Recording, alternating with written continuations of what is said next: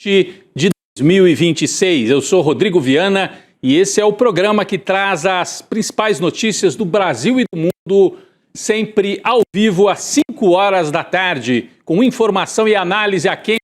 Começamos mais logo depois de um fim de semana terrível para a América Latina, para o planeta, com Donald Trump mostrando na prática que se julga o imperador do mundo, o grande ditador planetário.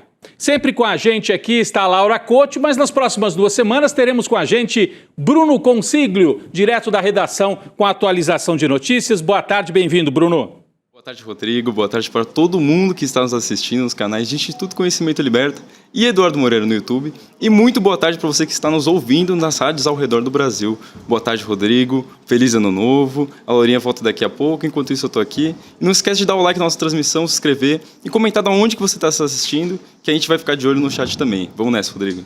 Essa boa tarde para o Bruno, que é da nossa equipe, né? É da nossa equipe de edição de redação aqui do ICL Urgente. Boa tarde para você que mora nesse país, Brasil, que também está na mira de Donald Trump.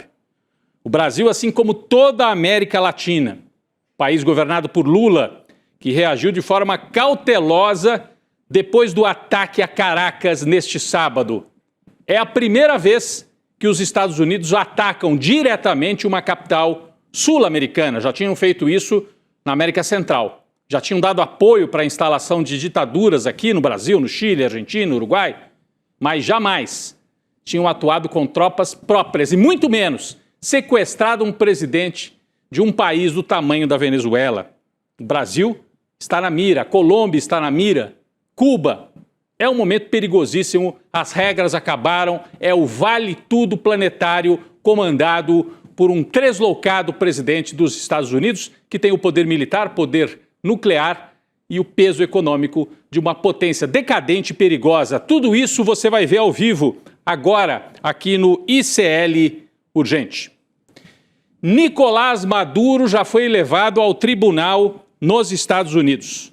O presidente deposto e sequestrado, porque a palavra é essa, o presidente sequestrado pelos Estados Unidos, neste sábado, foi levado hoje, segunda-feira, para Nova York, a pedido da justiça norte-americana.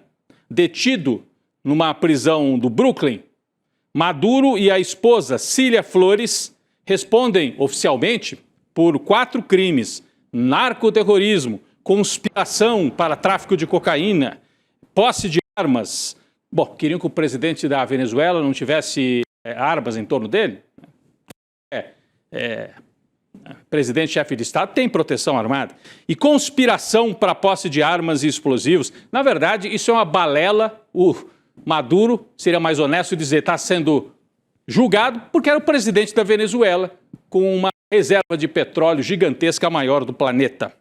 De qualquer maneira, diante do tribunal Maduro, o Tribunal Distrital de Nova York, que é uma corte federal, na audiência de custódia agora à tarde, Maduro declarou inocência em todos esses crimes. Ele disse, abre aspas, sou inocente, não sou culpado, sou um homem decente. E aqui a gente tem as imagens da transferência de Maduro, quando ele está saindo da prisão, onde está colocado, e sendo levado para o tribunal. A audiência em si, a audiência não foi transmitida. Por enquanto, não surgiram registros de imagens dentro do tribunal, mas no fim de semana circularam muitas imagens de Maduro preso, algemado, como a gente está vendo essa aqui, por exemplo, ó. Maduro preso, algemado. Numa delas, que acho que é até uma fotografia que nós vamos colocar daqui a pouco aqui na tela, Maduro aparece até de bom humor. Essa aqui não, essa aqui ele aparece com os olhos vendados, acho que estava dentro do helicóptero. Essa aqui, ó, ele faz até um joinha algemado. Tem uma outra em que ele circula andando assim, caminha ao lado dos agentes da DEA, e faz um joinha e fala, boa noite, bom ano novo para vocês e tal. Tenta se mostrar tranquilo, mas não foi nada tranquilo o que aconteceu lá em Caracas, A gente sabe perfeitamente e vai mostrar daqui a pouco. Esses são registros de imagens feitas por encomenda para gerar o quê? Uma situação de humilhação pública. É a tentativa de Donald Trump de humilhar não só o Nicolás Maduro, humilhar o povo da Venezuela, humilhar qualquer processo político que ouse se opor ao poderio do império dos Estados Unidos. Enquanto estas cenas eram transmitidas ao mundo com o intuito de gerar humilhação, e o Maduro até tentou se mostrar altivo, né, depois de passar pelo que passou, fez ali o joinha, né, o que não muda em nada a situação terrível em que ele se encontra. Mas é uma operação também midiática, uma operação de comunicação. E tentaram gerar a destruição completa, a humilhação do povo venezuelano e mostrar para todos os governantes da América Latina e do mundo: o próximo pode ser vocês, não há mais regra. Qualquer um pode ser levado preso para os Estados Unidos. Enquanto isso acontecia na Venezuela, o filho de Maduro, Nicolás Maduro Guerra, discursou pela primeira vez na Assembleia Nacional, lá em Caracas, na primeira vez desde o sequestro do pai, no sábado. Bruno Concílio tem mais informações sobre isso. Bruno. Rodrigo, é isso mesmo. Em tom bastante emocionado, o filho do Maduro condenou a ação de Trump e pediu liberdade para o pai. Esse discurso marcou a primeira sessão da Assembleia desde a operação dos Estados Unidos no sábado, que sequestrou o Maduro. Aplaudido pela maioria do parlamento, o possível sucessor do legado de Maduro disse que o momento pode representar uma regressão perigosa. Ele ainda apontou que se o sequestro de um chefe de Estado for normalizado, nenhum país vai estar mais seguro, Rodrigo. E há uma tentativa, Bruno, inclusive da imprensa, parte da imprensa brasileira, a cobertura da TV Globo no sábado e no domingo no Fantástico é nessa linha aí, normalização. Tratando assim, é um julgamento, uma coisa normal, pegaram um chefe de Estado e vão julgar.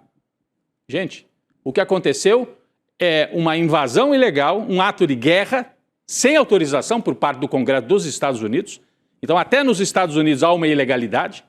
E, por fim, um desrespeito completo à ONU, às regras internacionais. Nenhum país está seguro mesmo. E a imprensa do Brasil é mais submissa ao Trump do que alguns jornais lá nos Estados Unidos que estão criticando a operação que ele fez. E a gente sempre repete, você não precisa gostar do Maduro por causa disso. Não se trata de gostar ou não gostar do Maduro. Ah, mas o Maduro ganhou a eleição, mas foi roubada a eleição, é ilegal. Gente, se o Maduro você critica por ter tomado alguma atitude ilegal, o que significa então o Trump? Isso que ele acabou de fazer. Então é indefensável. E os povos do mundo estão em perigo nesse momento e tem que reagir. Tem que reagir. Pessoal, notícia de agora há pouco, hein? Essa aqui é a atualização. A gente estava entrando no ar e as imagens começaram a chegar de Caracas também. Delcy Rodrigues acabou de assumir oficialmente como a presidenta interina da Venezuela.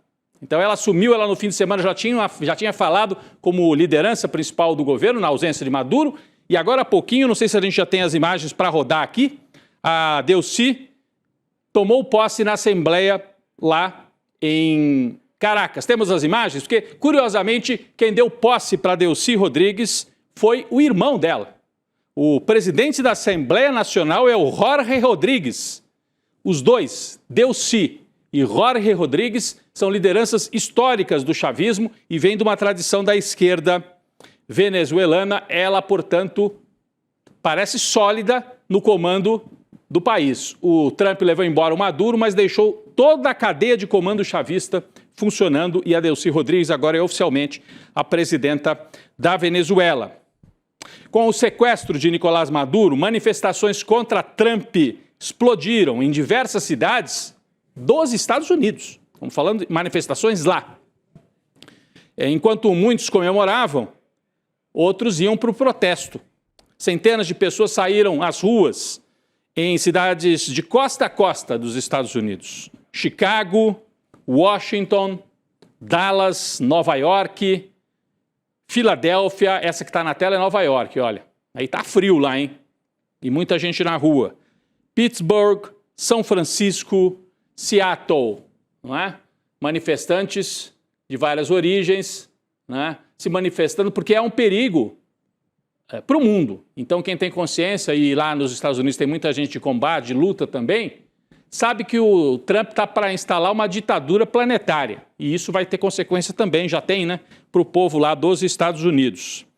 Na Venezuela também muita gente foi às ruas para condenar o sequestro de Nicolás Maduro. A gente separou imagens aqui, manifestações grandes em Caracas, em várias cidades venezuelanas, o povo nas ruas se manifestando. Eu vi uma das imagens, não sei se a gente vai ter uma imagem aberta, é uma multidão realmente impressionante. Essas já são imagens de Cuba, então a gente teve manifestações em várias partes. Aqui já em Cuba, em Havana, né, o presidente Canel foi para a rua, junto com as principais lideranças do povo cubano, milhares de pessoas protestando também contra o sequestro de Nicolás Maduro. E uma coisa que chama a atenção da gente, né?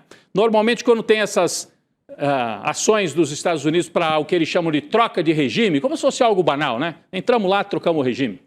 O que acontece? Foi assim no Iraque, por exemplo. Prendem o Saddam Hussein, no dia seguinte tem milhares de pessoas na rua comemorando a queda do Saddam Hussein. A oposição vai para a rua e os governistas se encolhem. O que está acontecendo na Venezuela é justamente o contrário. A oposição venezuelana de direita está encolhida e os chavistas estão na rua. Milhares de chavistas foram para as ruas nas últimas horas protestar contra os Estados Unidos e dar apoio ao governo chavista. Enquanto isso, na Europa e nos Estados Unidos, tem também manifestação e a ONU, que não está servindo para muita coisa, de qualquer maneira, é um palco importante. A ONU se reuniu agora há pouco para discutir a questão da Venezuela. O Conselho de Segurança virou palco de uma intensa troca de acusações entre as grandes potências. O Bruno traz mais detalhes sobre o que está acontecendo na ONU nesta segunda-feira. Bruno. Rodrigo, a reunião foi convocada pelo governo de Caracas, fortemente apoiada pela Colômbia de Gustavo Petro.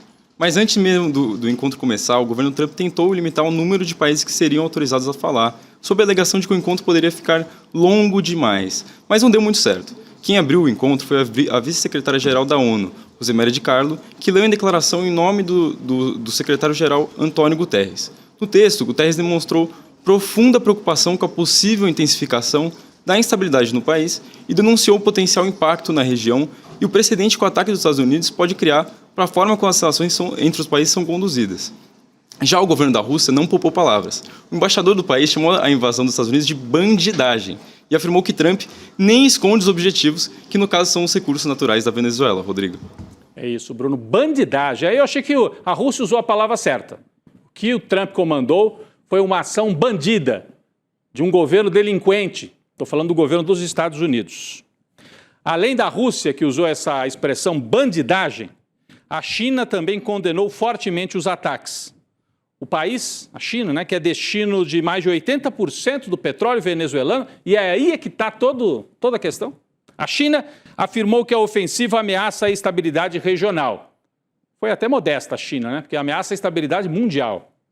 O diplomata de Pequim, Fu Kong, também apelou para os Estados Unidos, pediu que o país pare de tentar derrubar o modo de governança da diplomacia, ou seja, que os Estados Unidos pare de agir só pela força e volte para a mesa de negociação.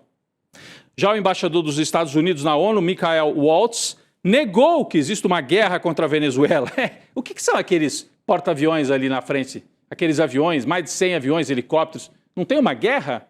O que a gente viu foi miragem? Mas o embaixador disse que não há uma guerra contra a Venezuela. Tratou o sequestro ilegal de Maduro como uma operação policial. Vamos ver um trechinho do que disse o embaixador dos Estados Unidos. Vamos lá.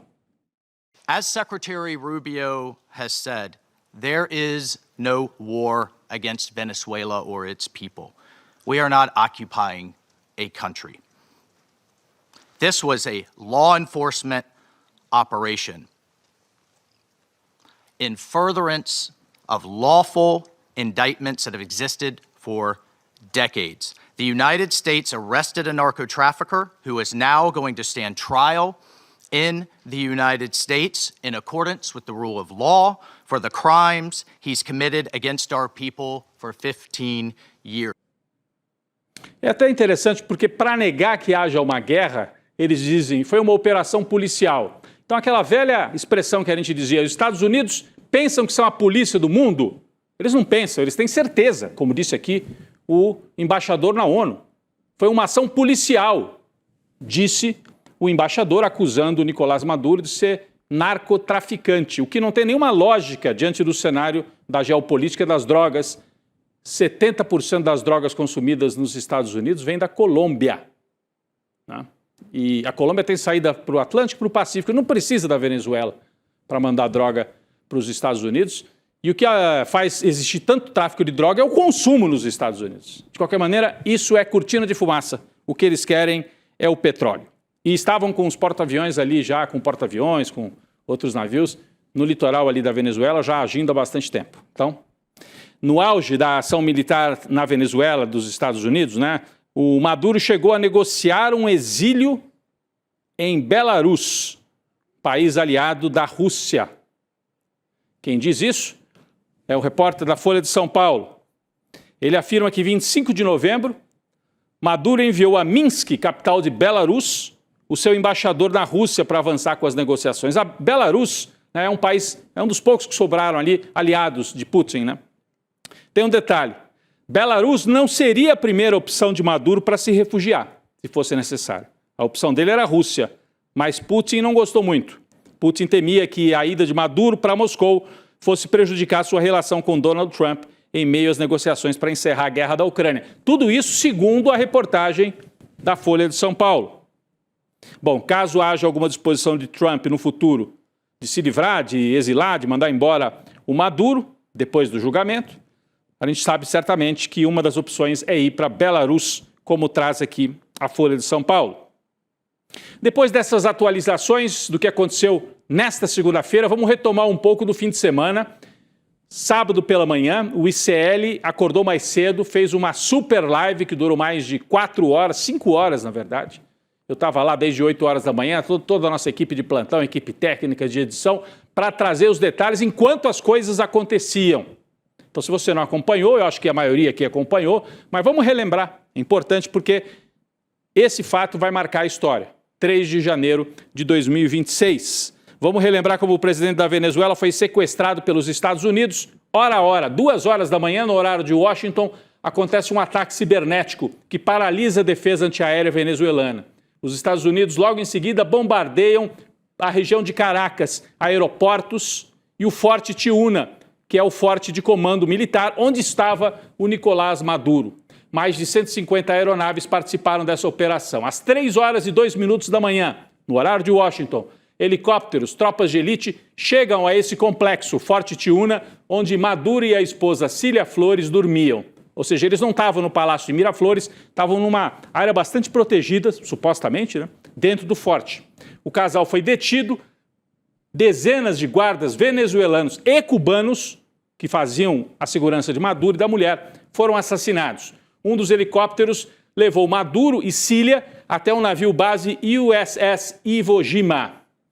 Esse navio transportou o casal venezuelano até a base de Guantánamo e de lá eles embarcaram numa aeronave com destino aos Estados Unidos. Vamos virar a página aqui para relembrar mais.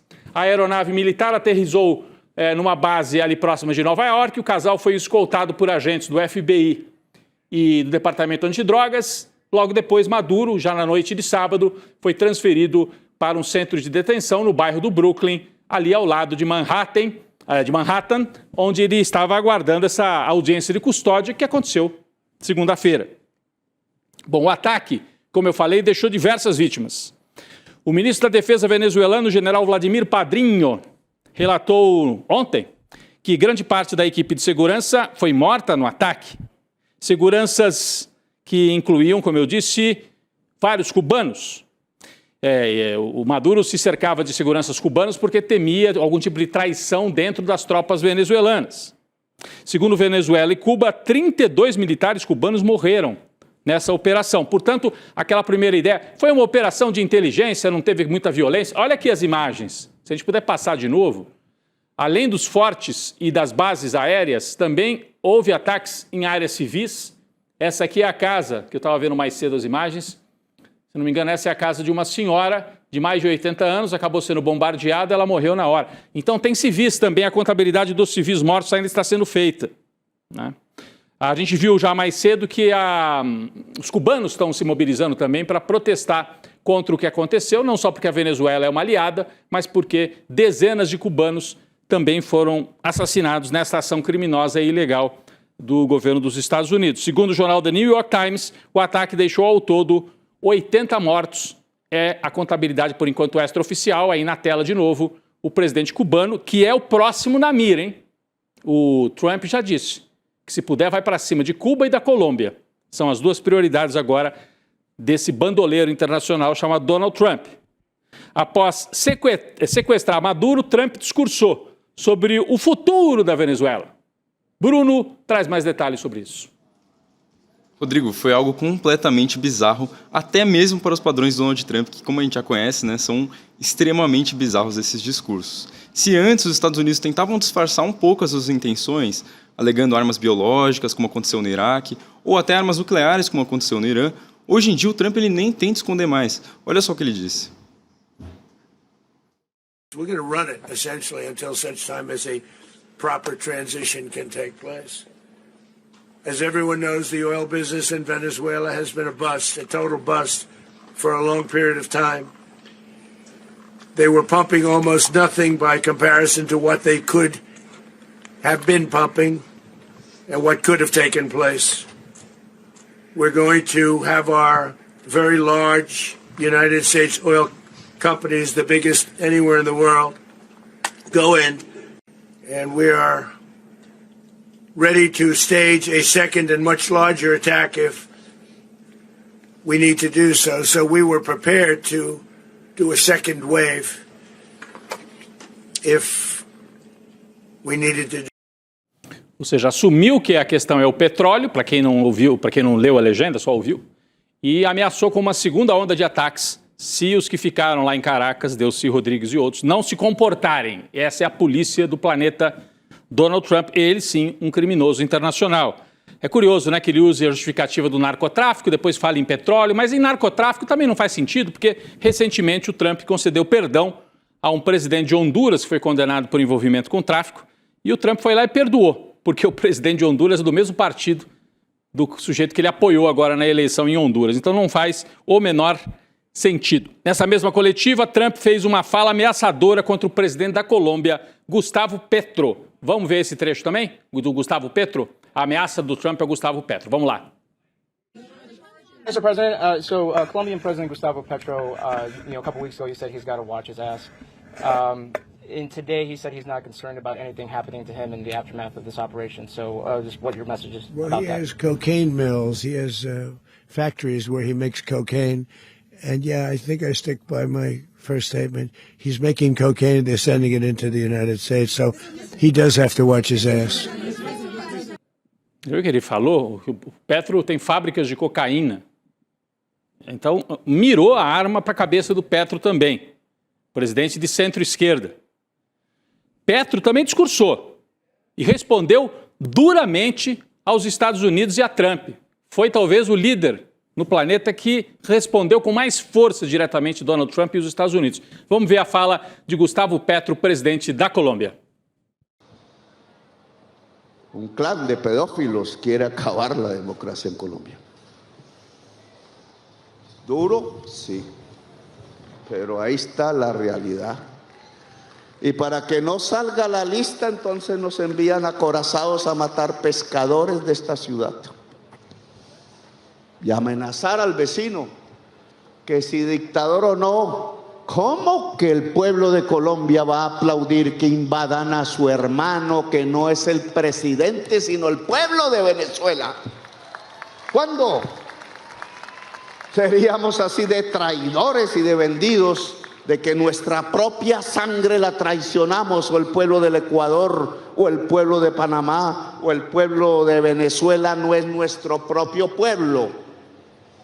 Y entonces quieren que el presidente haga lo que quería hacer Duque, cobarde, prestar las tierras de Colombia para que desde ahí se invadiera a un país hermano que tiene la misma historia que nosotros, porque allá nació Bolívar y vino a morir aquí, en esta ciudad. No se puede. Presidente de Colombia que haga eso, presidente maldito por las generaciones futuras, porque nunca será olvidado como un traidor. É a fala bastante dura de Gustavo Petro dizendo que a Colômbia está sendo atacada por um clã de pedófilos para disfarçar o escândalo do Epstein. Segundo Gustavo Petro, é bem mais que isso, mas ele usou palavras, me parece, corretas também para se referir a Donald Trump. Um clã de pedófilos atacando a América Latina, que está rachada, né? Porque do outro lado você tem presidentes como Milei na Argentina, Noboa no Equador, que apoiam a violência cometida pelo Donald Trump, só para deixar aqui o registro, né? Então, a América Latina rachada, inclusive teve uma reunião da CELAC, né, que reúne a comunidade dos países latino-americanos, e não houve acordo, porque metade queria apoiar o sequestro de Maduro, enquanto a outra metade estava criticando, inclusive o Brasil, né, que está na posição crítica em relação a isso. Vamos passar aqui para o Brasil, porque enquanto Lula, o governo brasileiro, fizeram várias notas aí demonstrando preocupação, os bolsonaristas saíram comemorando. Tarcísio de Freitas, por exemplo, gravou um vídeo comemorando a invasão, como ele já havia feito, né, vestindo o bonezinho do Trump no tarifaço, comemorou de novo. É um lambe-botas, não aprendeu nada, né? É um lambe-botas do Donald Trump. Teve bolsonarista que foi além, não é isso, Bruno? Quem mais comemorou e fez afirmações aí esquisitas? Rodrigo, é isso mesmo. É inacreditável um negócio desse que eu vou falar agora. Duas das maiores figuras do bolsonarismo, Flávio Bolsonaro e o Nicolas Ferreira, foram às redes sociais pedir para que o Lula tenha o mesmo destino de Maduro, ou seja, ser sequestrado pelos Estados Unidos. No caso do filho 01 de Bolsonaro, ele escreveu que o Brasil não pode repetir o roteiro da Venezuela e postou uma foto com a seguinte frase: Lula é Maduro, Maduro é Lula. Acho que já ficou bem entendido já, né, com a foto ali do lado. Já o Nicolas seguiu essa mesma linha, só que ele foi um pouco além ainda. Ele postou um vídeo pedindo para o Maduro dedurar o Lula. Então, deixa os venezuelanos comemorarem, deixa eles sentirem um pouco do gosto do primeiro passo da liberdade. E por fim, Maduro, a sua prisão já fez muito feliz os venezuelanos.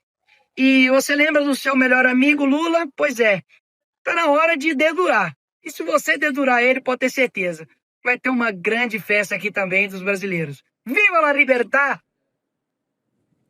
Já o Nicolas vai fazer companhia para o Jair. Ele está pedindo, né? As postagens e o vídeo levaram a deputada federal Érica Hilton a protocolar representação criminal junto à PGR contra Flávio e Nicolas por agirem como agentes internacionais dentro do Brasil. São traidores do Brasil.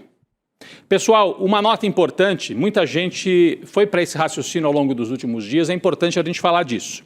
A presidente da Venezuela, que tomou posse oficialmente hoje como presidente interina, né, Delcy Rodrigues, fez um apelo a Donald Trump, pediu para que a situação entre os dois países seja pacificada. Muita gente viu isso como um sinal de um acordo entre Delcy Rodrigues, ou Delcy, e Trump. Bruno tem mais informações.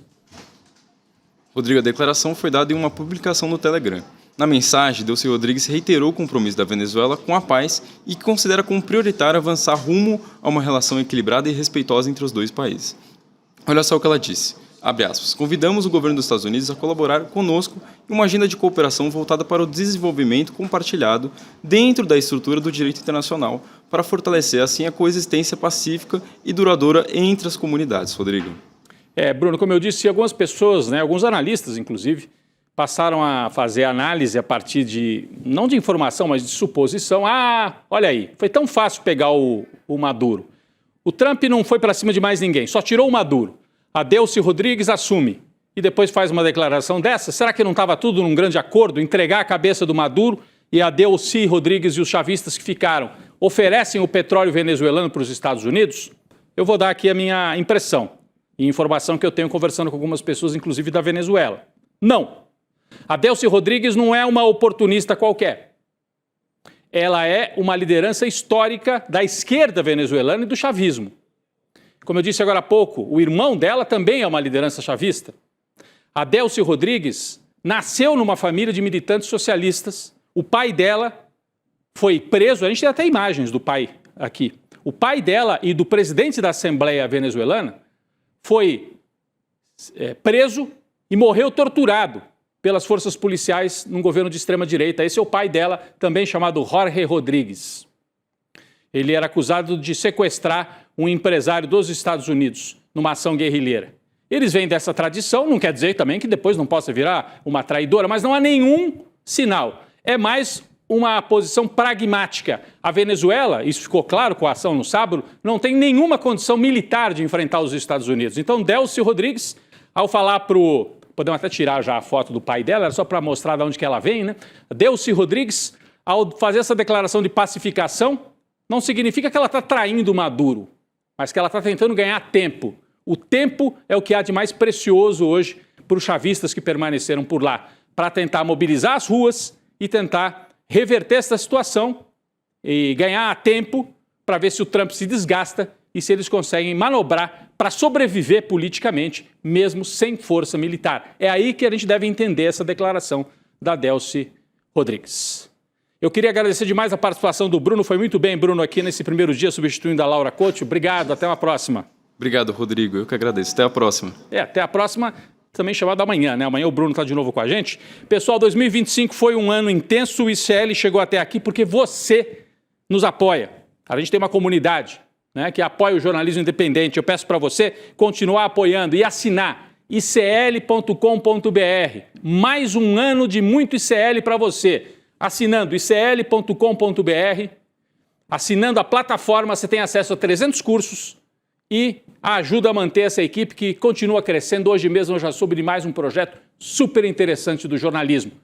Assine a plataforma e ajude a manter o nosso jornalismo, que no sábado ficou 5 horas no ar, para acompanhar com uma visão diferente da mídia tradicional tudo o que acontece no Brasil e no mundo. O N2 vem aí com a Gabi, Varelo, Chico Sá e toda a nossa equipe. Daqui a pouco eu estarei por lá. O ICL Urgente volta amanhã. Obrigado. Em 2025, o ICL esteve com você todos os dias, do começo ao fim do dia.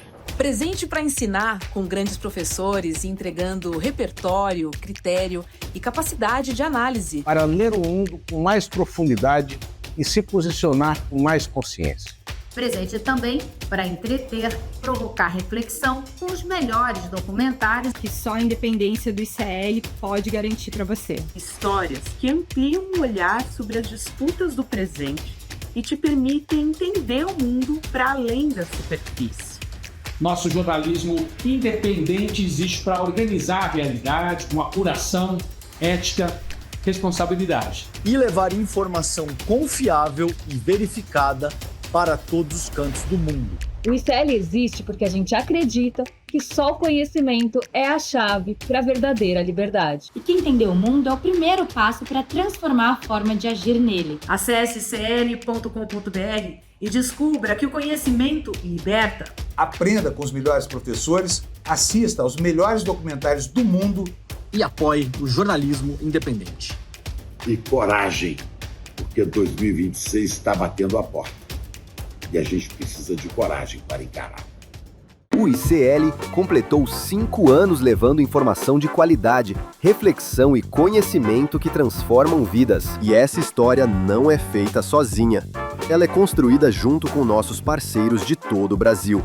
Cultural FM 2 de ICL. Com você, onde você estiver.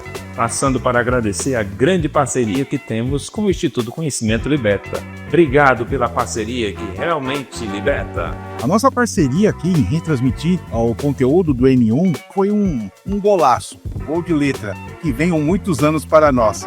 Um forte abraço a todos. Salve, camaradas do ICL! Vamos crescendo juntos aí nessa grande parceria e esperamos que venham mais muitos e muitos anos pela frente. Conhecimento liberta. E é por isso que nós temos essa parceria, para expandir esse conhecimento. E nós estamos juntos nesse processo e nessa...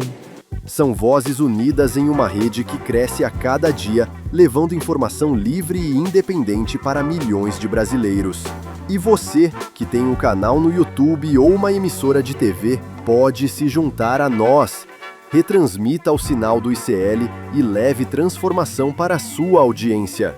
ICL, 5 anos de informação que liberta. E juntos, vamos muito mais longe.